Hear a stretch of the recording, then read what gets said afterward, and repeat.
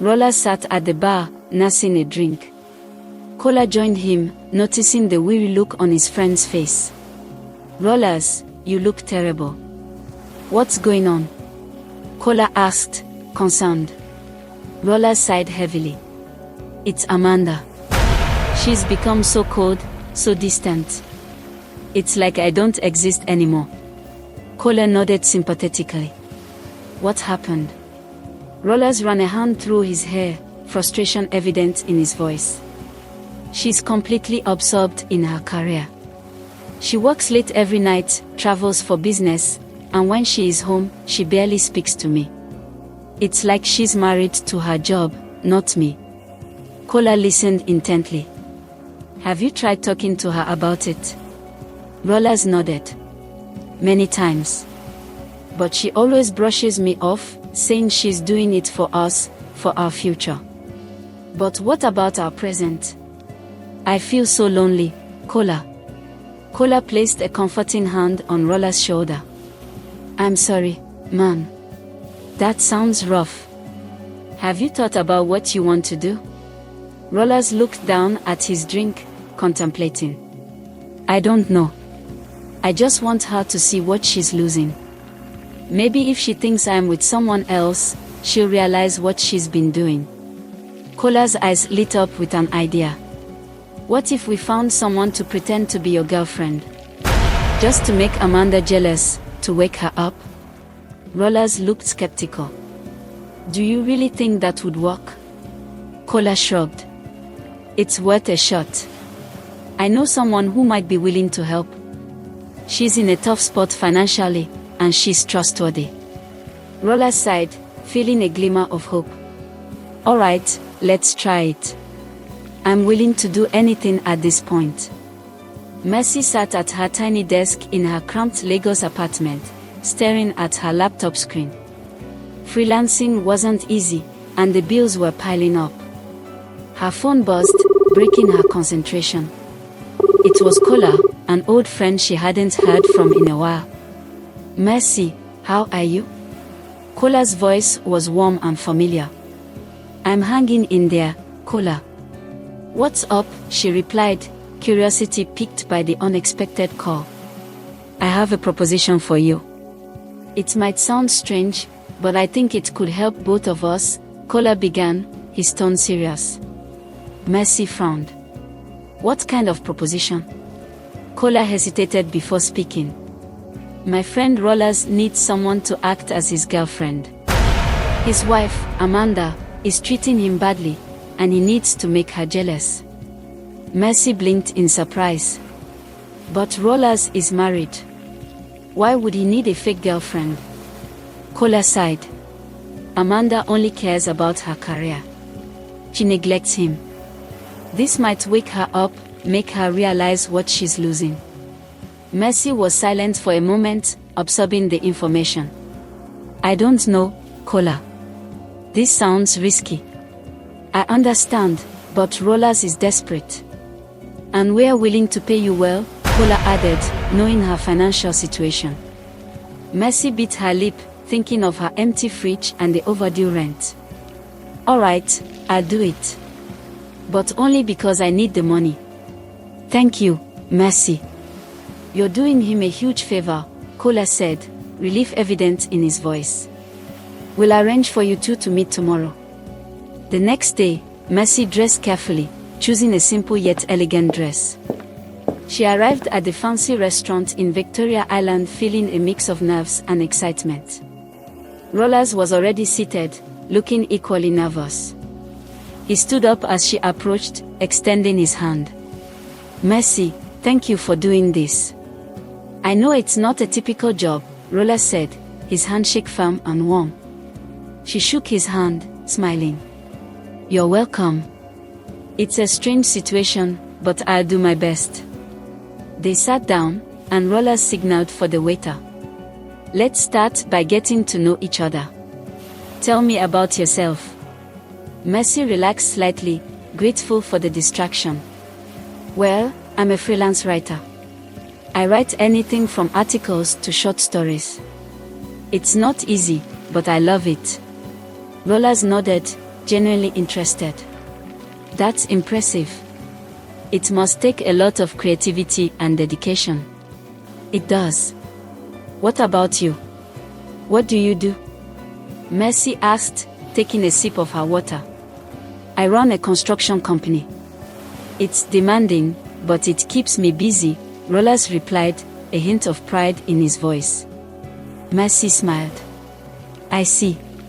Well, let's make this work. We need to be convincing. Rollas chuckled, relieved by her positive attitude. Agreed. Let's give them a show they won't forget. Over the next few days, Mercy and Rollas meticulously planned their first public appearance. They chose a high-profile event, a charity gala at one of Lagos' most luxurious hotels. Mercy felt a mix of excitement and anxiety as she got ready for the night. Rollas picked her up in his sleek black car. He looked dashing in his tailored suit, and Mercy couldn't help but feel a flutter of attraction. As they drove to the venue, Rollas glanced at her. Nervous? He asked. A bit. But I'm ready, Mercy replied, trying to sound confident. When they arrived at the gala, all eyes were on them. Rollas placed his hand on the small of Mercy's back as they walked in, the gesture both protective and possessive. They mingled with the guests, making sure to be seen together. At one point, they stood by the bar, sipping their drinks. Rollas leaned in close, his breath warm against her ear. You're doing great, Mercy. Just keep smiling. Mercy nodded, her heart racing. She scanned the room and saw Amanda standing with a group of colleagues. Amanda's eyes narrowed as she spotted them, her expression hardening. As the night went on, Rollas and Mercy found themselves in a quiet corner, away from the crowd. Rollas looked at her, his gaze intense. Mercy, thank you for doing this. I know it's not easy, he said softly. You're welcome, Rollas. I just hope it works, Mercy replied, feeling a genuine connection forming between them. One afternoon, Rollas decided to surprise Mercy. He picked her up and drove her to a high-end boutique in Victoria Island. Mercy's eyes widened as they entered the lavish store. Rollas, what are we doing here? She asked, looking around at the beautiful dresses. I want you to look your best for our next event. Pick anything you like, Rollas replied with a smile. Mercy hesitated. Rollas, this is too much. I can't accept this. Rollas gently took her hand. Mercy, you're doing me a huge favor. Let me do this for you. Please. Mercy sighed, finally relenting. All right.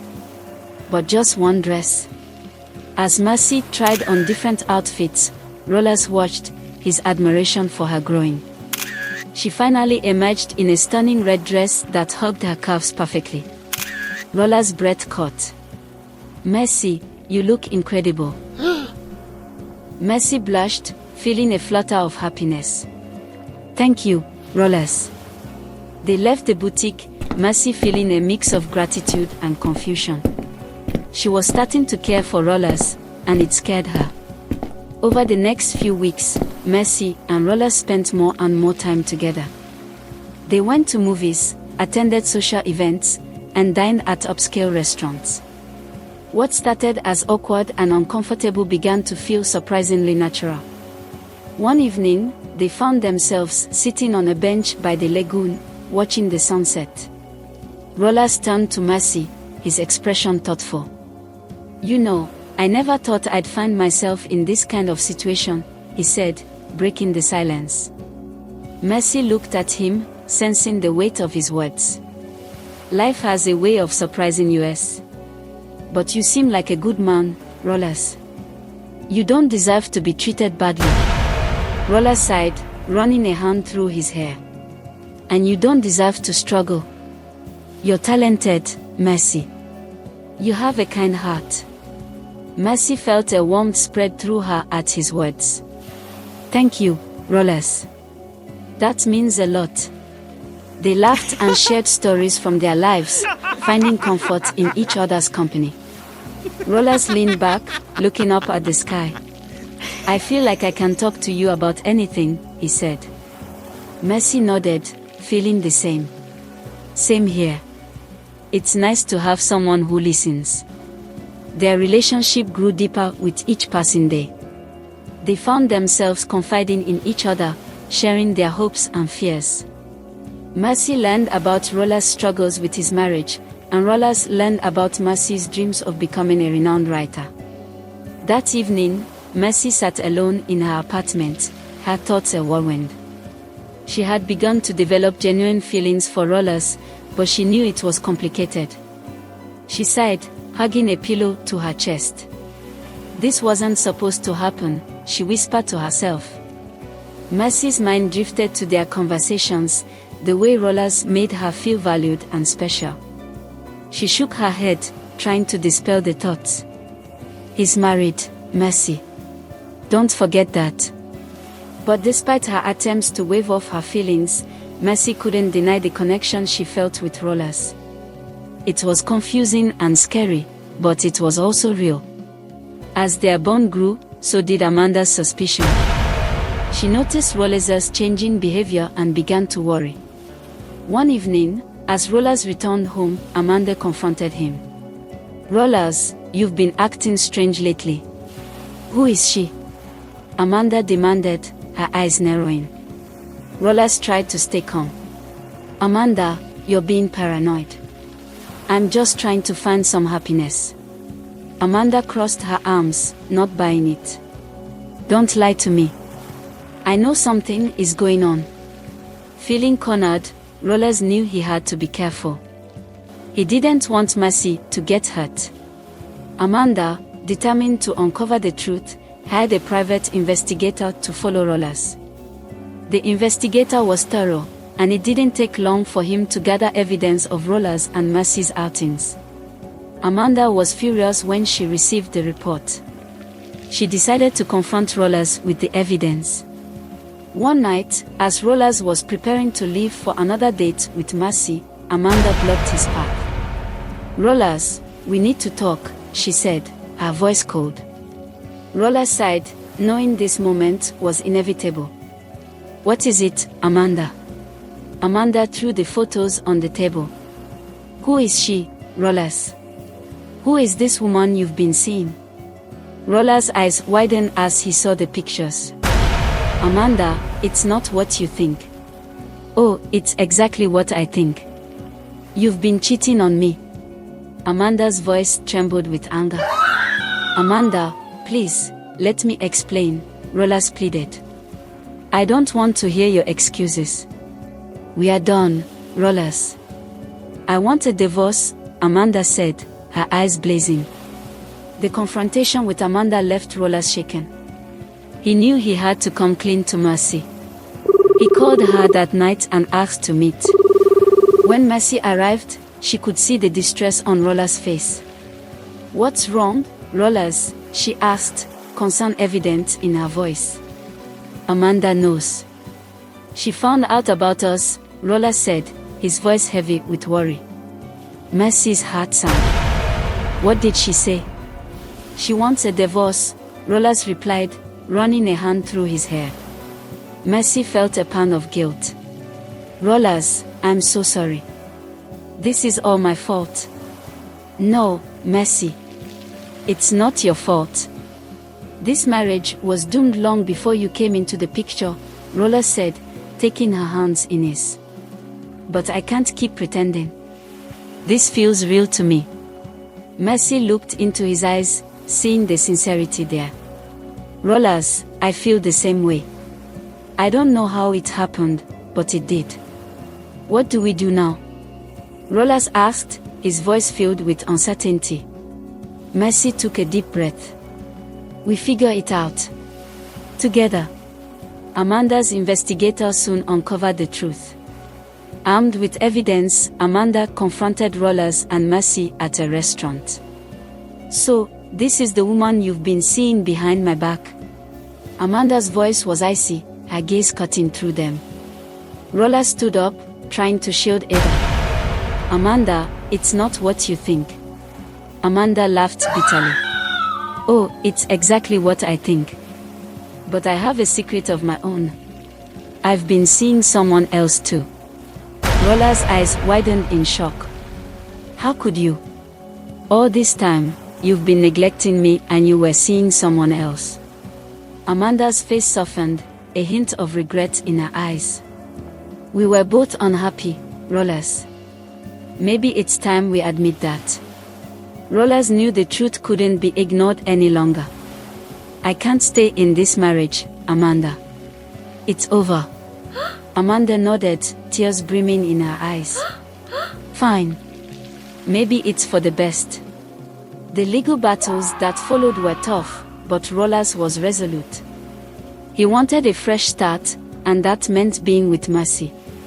As the days passed, Rollas and Mercy's bond grew stronger. They shared more intimate moments, like cooking dinner together in Mercy's small kitchen or going for long walks on the beach. They talked about their dreams, their fears, and their hopes for the future. One night, Rollas took Mercy to a secluded spot by the lagoon. The moonlight danced on the water, creating a magical atmosphere. Rollas turned to Mercy, his eyes filled with love. Mercy, I've come to care about you deeply. I want us to be together for real, he said, his voice soft but firm. Mercy felt her heart swell with emotion. I want that too. Rollas. But it won't be easy. I know. But we'll face it together, Rollas replied, pulling her close. With the divorce finalized, Rollas wasted no time in pursuing a genuine relationship with Mercy. Rollas took Mercy's hand, his eyes filled with hope. Mercy, I want to be with you. For real this time. Mercy smiled, though her eyes were cautious. I want that too. Rollas. But it won't be easy. Rollas squeezed her hand. I know. But we'll face it together. Mercy and Rollas moved into a new apartment, starting their life together. It was a modest place, but it was theirs. They spent weekends decorating and making it their own. Mercy found joy in the simple things, like cooking breakfast together or cuddling on the couch while watching movies. Mercy looked around their new home, feeling a sense of peace. So, what now? Rollas wrapped his arms around her from behind. Now, we start all over. Together. Mercy leaned back into him, a smile spreading across her face. I'm ready. Let's see where this journey takes us. Mercy and Rollas settled into their new life together. Rollas supported Mercy's dream of becoming a renowned writer. He encouraged her to submit her work to various publishers and even helped her set up a blog to showcase her writing. Mercy's blog quickly gained popularity, and soon she was receiving offers from publishers. Rollas was proud of her success and stood by her side every step of the way. They celebrated each milestone, big or small, together. One evening, as they sat on their balcony watching the sunset, Rollas took Mercy's hand. Mercy, I want to ask you something important. Mercy turned to him, her heart racing. What is it, Rollas? Rollas took a deep breath. Mercy, will you marry me? Mercy's eyes filled with tears of joy. Yes, Rollas. I will. They embraced, knowing that they were ready to face whatever challenges lay ahead together. Their love story, which had started as a ruse, had turned into something real and beautiful. They had found each other in the most unexpected way, and they were grateful for every moment they shared. In the years that followed, Mercy and Rollas continued to build their life together. They faced challenges and celebrated victories, always supporting each other. Their love story, which had begun as a charade, had become a testament to the power of unexpected love. Mercy's writing brought her acclaim, and she became a best-selling author. Rollas' business expanded, and he became a respected figure in the community.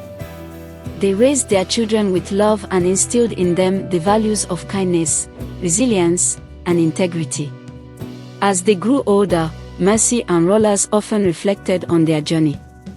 They knew that their love had been a gift, one that had brought them immense joy and fulfillment. They were grateful for every moment they had shared and looked forward to many more years together. Their story was a reminder that love can come from the most unexpected places, and that when it does, it has the power to transform lives in beautiful and profound ways. Please subscribe, like and share. Thank you for watching.